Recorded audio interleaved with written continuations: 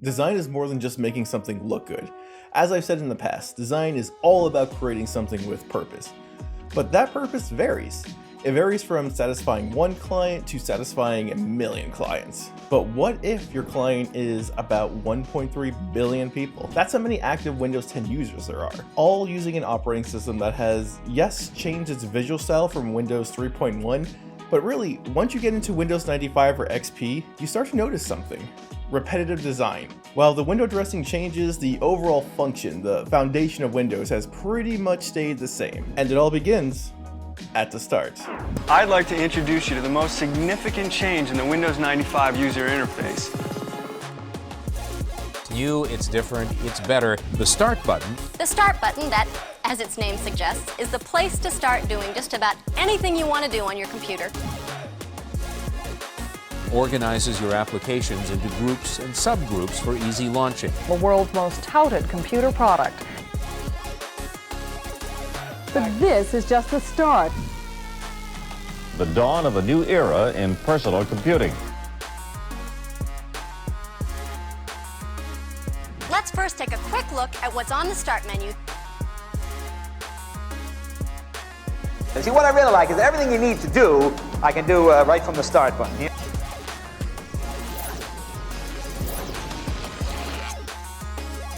Now, before we get into the Start button, let's talk about design, because here's the thing about designing for the masses, and especially designing a product that is built for multiple verticals. It needs to be easy to use, it needs to be versatile, but more importantly, it needs to just work. A PC with Windows on it plays multiple roles, from a workstation and a gaming powerhouse to a web browser and Disney Plus viewer. But all these users rely on three major things: muscle memory, repetition, and legacy programs. And at this point, you might be wondering, what does all this have to do with the Start button? A lot, because the Start button has changed a lot since Windows 95. Now, we're going to go into a few psychology terms, including implicit memory, Fitt's law, and the idea of muscle memory. For one, implicit memory is a type of memory in which previous experiences aid in the performance of a task without conscious awareness of those previous experiences, which is the essence of what Microsoft Windows is all about. And before I get into my whole contrived talk about the Start menu, we kind of have to go back to the beginning. A lot of people my age, as I said, millennials, grew up with the Windows 95 or Windows 98 ecosystem, which just so happened to be the operating system that set the future of how we interact with the computer. Before Windows 95, we didn't have a Start menu. It was more of an application launcher, even though that's what the Start button essentially is. Windows 95 was designed for the mass consumer market, a market that had no idea how to use a computer. I mean, think about designing an operating system that no one has ever used or even knew about, but in like 10 minutes they're installing Encarta and playing solitaire. Microsoft bet big on the Start menu, and it paid off, unlike a lot of things they're doing now. If you look at a typical Windows 95 desktop, it's pretty minimal by today's standard, but it starts with Start, an embossed icon that mimics a button. None of the other icons have that embossed button look, and we all know what Start means, so the Windows 95 desktop is pretty much a tutorial that never goes away. And there's a pretty interesting reason why they created a Start menu, which we'll get into shortly. This is what we call our priming moment. Microsoft was establishing implicit knowledge on how to use the Start menu. We knew if we wanted to open up a certain application, we needed to move our mouse down and to the left. So whenever we installed or forgot what an application was called, we just instinctively moved down and left to the Start button. And this is why users get so upset when that location changes. It's the bits of unspoken movement we've accumulated through millions of interactions, because you couldn't pin applications to the taskbar back then, nor did you have a search bar to easily open up applications. So it got to a point where we just instinctively moved our mouse down and left. Microsoft taught us that everything we needed was in that Start menu. Even if we don't really need it anymore, it's still down and to the left. And that button and those icons are actually part of a design language made famous by Apple and Steve Jobs, but really, you can see it here too. Skeuomorphic design. If you look at the original Windows 95 Start icon, it looks like a button, which is interesting because you could only press in the button. If you pressed outside that icon, nothing would happen. And because of that simple design choice, we tend to hit the icon even now, when in reality, they changed that design 20 years ago. This goes into Fitts law, which is a predictive model of human movement primarily used in human-computer interaction. Unlike a real button, say an elevator, you don't have ridges or textures telling you you're touching the button. Buttons rely a lot on feel, whether you know it or not. With a skeuomorphic button that sits on a screen, you don't have those senses working for you. So people would instinctively move the mouse towards the bottom left, but either miss the button or have to slow down, look at what they're doing, and make sure they hit the button. Because if you zoom in, you'll notice the Windows 95 and 98 start button have a dead zone on the left and bottom. It wasn't until Windows XP did the start button take up the entire bottom left of the screen. And not only did it take up the entire bottom left of the screen, it was a contrast to the blue bar it sat on, which helped you see the start menu without actually looking at it. Don't forget, in 2001, screens were not big, so even if you weren't directly looking at the start button, you saw it because of the high contrast screen color to mostly blue or white window. So, I'm talking to you millennials. How many of you still use the start menu? Hit the Windows icon and not the white or negative space around it, because you can. It wasn't as noticeable with Windows XP because the whole bottom left was a skeuomorphic design, but Windows 10, it's the same concept, but skeuomorphic design has fallen out of favor for a more minimalistic design, based heavily on iconography. Going back to Fitts' law, this is kind of the elevator example. Since we know the start button is down and left, we can move the mouse and just know we're at the border of the screen without looking. So based on Fitts' law, Windows XP was a better design both in UI and UX than Windows 95 and 98, at least with the start button. But there's more to this than just the start button. In UI design, implicit memory tends to turn into procedural memory. When you click on the start menu, you either scroll through the different icons or use the scroll wheel to see more.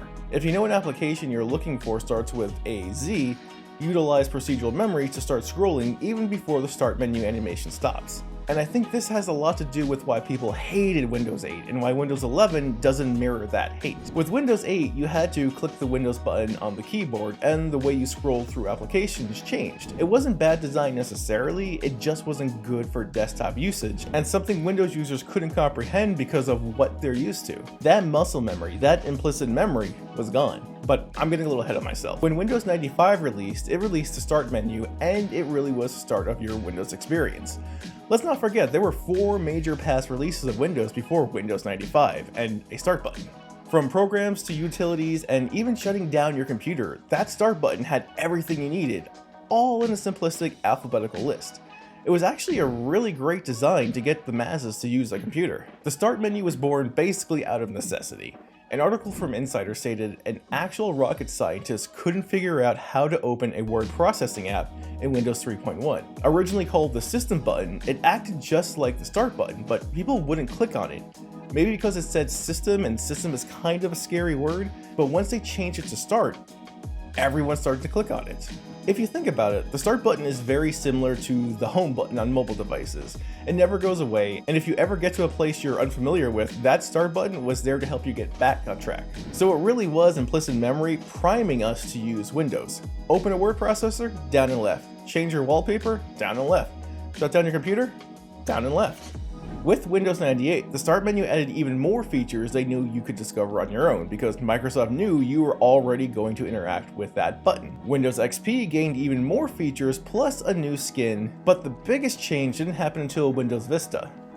This actually marked the death of the Start text. Now, the Start menu was just the Windows flag icon. Is it a flag? Is it a window?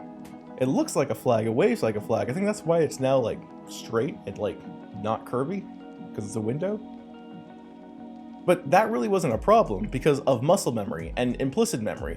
We all knew that area in the bottom left was the Start menu, or in simplistic terms, the Make Computer Go button. Another big thing that happened with Vista was the search mechanic. Now, when hitting the Start button, you have search. It also popularized the modern day keyboard to have a Windows icon on it. So by hitting that icon, you bring up the Start menu and search. While Windows 7 brought in more changes, arguably, the most jarring version of Windows was Windows 8. Now, I think the whole idea behind Windows 8's drastic design change was the tablet.